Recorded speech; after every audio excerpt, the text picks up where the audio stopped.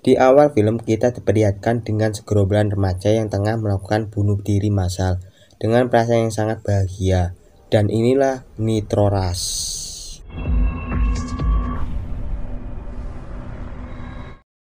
Selanjutnya kita dibawa ke sebuah penjara yang aman dan damai. Dia adalah Mike, orang yang akan menjadi tokoh utama kita di film ini.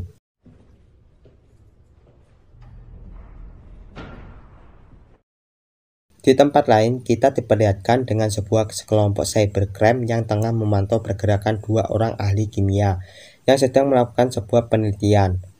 Dia adalah Theo, anak kandung dari Mike, yang berprofesi sebagai seorang hacker, karena hal tersebut merupakan hiburan baginya.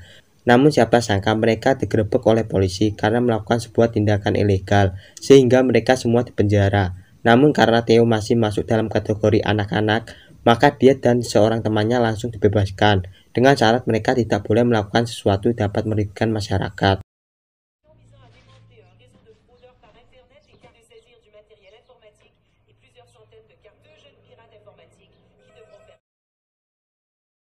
Sepulangnya ke rumah kakek langsung memarahi cucunya yang mulai nakal setelah ayahnya dipenjara. Namun karena jiwa muda Theo yang masih labil, dia pun memutuskan untuk minggat dari rumah dan kembali ke tempat bekerja.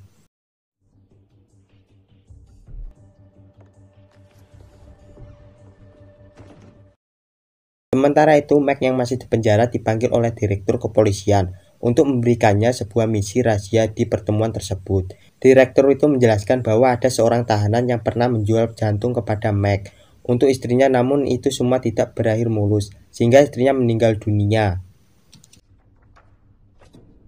Tu voulais y acheter un cœur pour ta femme? Non. Il a été arrêté. Le trafic d'organes, il s'est recyclé dans la... Setelah insaf, penjual organ orang tersebut memulai bisnisnya dengan melakukan penipuan secara online. Namun ternyata dia memiliki pekerjaan utama yang sangat terselubung, yaitu sebagai pengedar obat terlarang bernama Nitro Rush. Un drug design qui fait le même high, mêlé d'un sentiment, tout ce que ça... Nitro Rush merupakan sebuah cairan berbahaya yang bisa membuat pemakai ngefly dan melepaskan segala hambatan sehingga si pengguna seakan diberi sebuah sayap khayalan dan membuat mereka dapat mengakhiri hidupnya saat itu juga. C'est pour ça qu'on a... On voudrait le faire parler, mais on manque impliqué dans une bataille. Meskipun pengedarnya masih tersembunyi, tapi korban yang tewas akibat obat tersebut sudah sangat banyak. Sekali kemudian direktur juga mengatakan bahwa anaknya telah menjadi kaki tangan dari penjahat yang baru saja mereka tangkap. Et soupçonné de fabrication. C'est de la bullshit votre affaire. Sous caution. Dan setelah mendengar hal tersebut, Mike kemudian beranjak dan langsung mendatangi napi itu, lalu menghajar sampai babak belur.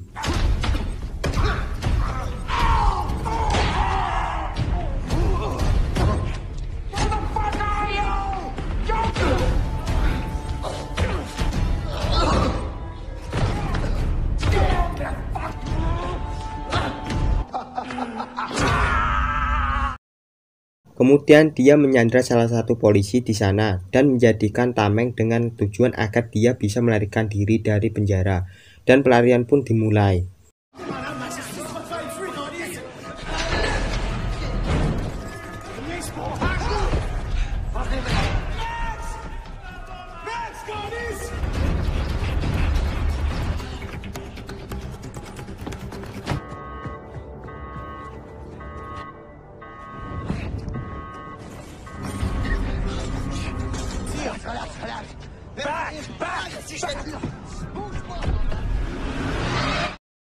Setelah berhasil melarikan diri, Mike pun pergi ke rumah ayahnya untuk meminta perlindungan. Dia juga mengatakan kepada ayahnya bahwa Theo sedang berada dalam masalah.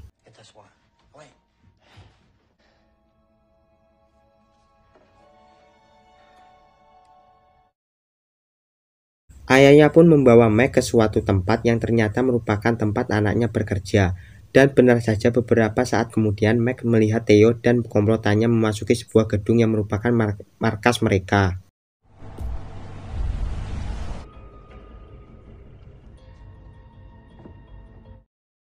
Tanpa berpikir panjang, Mac pun langsung menyusul anaknya untuk masuk ke dalam gedung tersebut. Namun belum juga masuk, dia langsung dihadang oleh bawahannya si napi yang bernama Kolo. Lalu Kolo mengatakan bahwa dia jangan pernah mendekati anaknya, karena itu bisa membuat mereka dalam bahaya.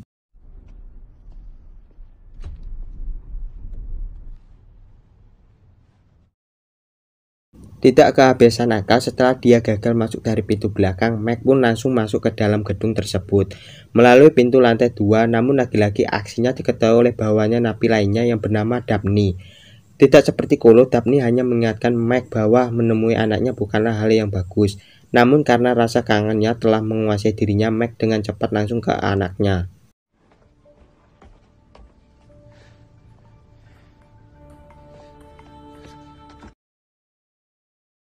Akan tetapi perjuangan Mac pasca kembali diri dari penjara tidak berbuah manis, karena Theo benar-benar tidak menganggap bahwa Mac adalah ayahnya. Dan hal tersebut benar-benar menyedihkan.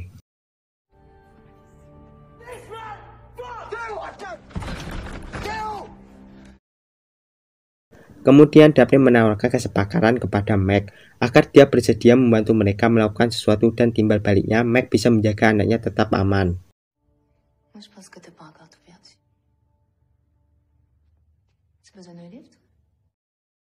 Lalu Daphne membawa Mac ke rumahnya, dan di sana mereka mulai membicarakan tentang bisnis yang akan mereka lakukan.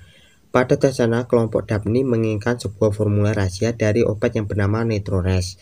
Akan tetapi pemilik formula tersebut merupakan dua jenius kimia gila dengan keahlian membunuh yang luar biasa. Karena dua jenius itu tidak menjual formula tersebut, maka mereka harus mencurinya.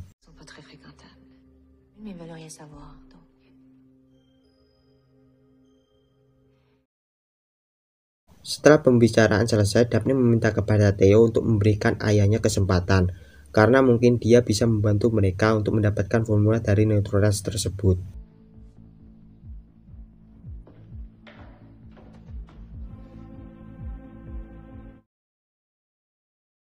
Akhirnya setelah mendapat pencerahan, Theo mulai menerima keberadaan ayahnya kembali.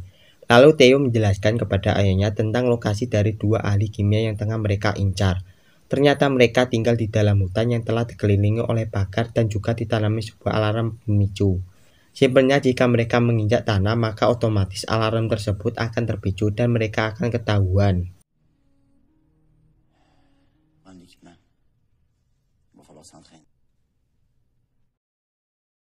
Dan akhirnya mereka menggunakan jalur pepohonan untuk menghindari bersentuhan dengan tanah. Dan latihan pra pencurian pun dimulai.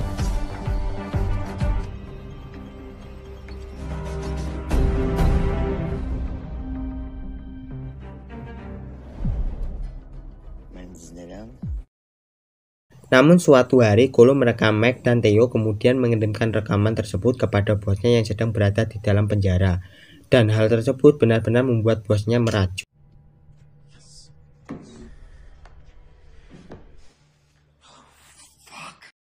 Singkat cerita, malam pun tiba.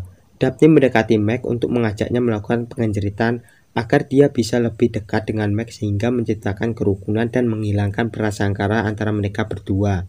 Namun karena teringat kepada anaknya yang mencintai Daphne, Mac memilih untuk tidak melakukan apa-apa dengan Daphne. Meski isi cairan dari kemaluannya telah berubah menjadi odol, dan dia hanya meminta kepada Daphne untuk menghindarkan anaknya dari masalah.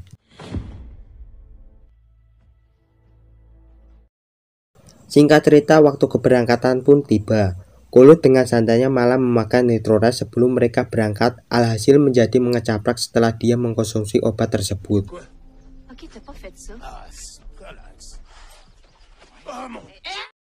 Sesampainya di lokasi, Mac dan Theo pun memutuskan untuk pergi bertiga dan meninggalkan Kolo bersama dengan salah satu teman Theo yang bertugas untuk memantau mereka bertiga. Sedangkan Kolo bertugas untuk menjaga teman Theo tersebut karena dia telah oleng dan harus tetap berada di sana. Sesampainya di perbatasan, mereka bertiga pun langsung memanjat pohon untuk bergelantungan dari pohon satu ke pohon yang lainnya, hingga mereka sampai di lab tempat formula tersebut disimpan.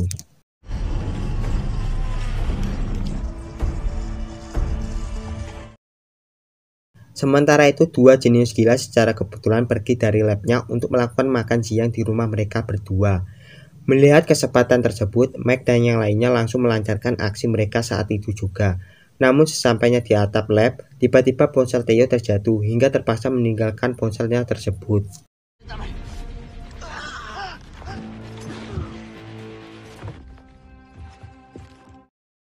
Di sisi lain, Kolo menghubungi atasannya dan ternyata mereka berdua mempunyai rencana lain dengan membawa kabur formula Netrores untuk mereka berdua. Namun karena pengaruh obat dari Netrores yang dia pakai, Kolo langsung menggila dan memutuskan untuk pergi ke pondok dan melanggar semua hal yang tidak diperbolehkan oleh Theo.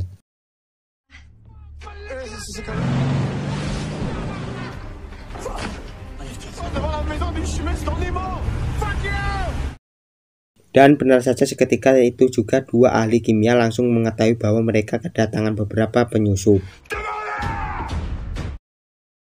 Kedua jenis tersebut langsung mengejar Kolo dengan membawa alat tempur untuk membunuh para penyusup yang langsung memasuki wilayah kekuasaan mereka.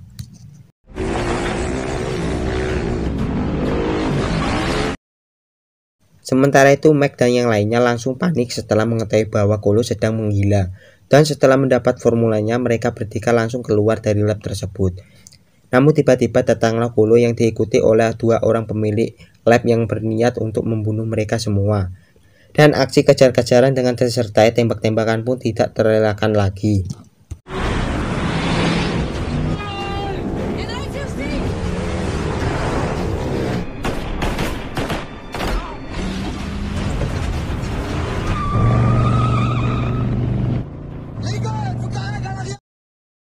Namun karena keahlian Mac dalam mengendarai mobil tidak terlalu sulit baginya untuk membuat musuh berhenti mengejarnya. Kemudian mereka langsung pergi menuju rumah Mac untuk mendapatkan koneksi internet.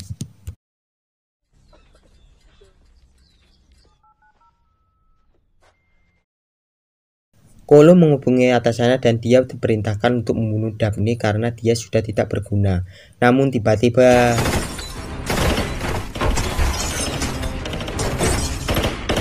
ternyata dua gila itu telah sampai di rumah Mac. Dia langsung menembaki mereka semua dengan membabi buta, dan final battle pun tak terelakkan lagi.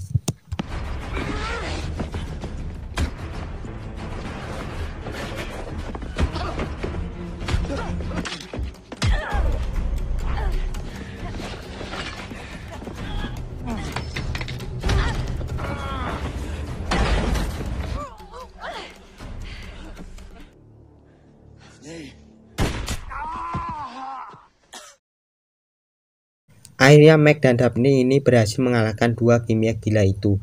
Namun Daphne juga ikut tumbang karena luka tembak yang ia terima dari pertarungan tadi.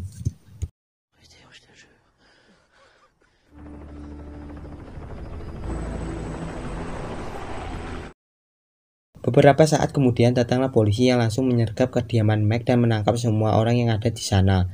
Terkecuali Theo dan temannya, ternyata itu semua sudah diatur oleh kepolisian.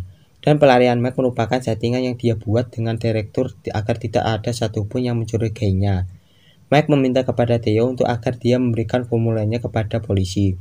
Namun Theo mengatakan bahwa dia telah menghapus semua data terkait formula Netrores. Hal tersebut dilakukan agar tidak ada satupun orang yang mendapatkan rahasia dari barang haram tersebut.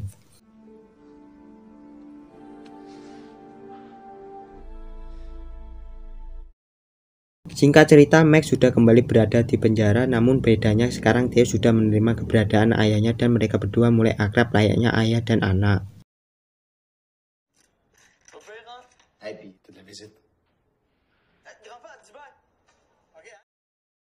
Kemudian Mac kembali dipanggil oleh ibu direktur untuk mendapatkan sebuah misi baru dengan imbalan bahwa Mac bisa melindungi anaknya secara langsung di luar penjara.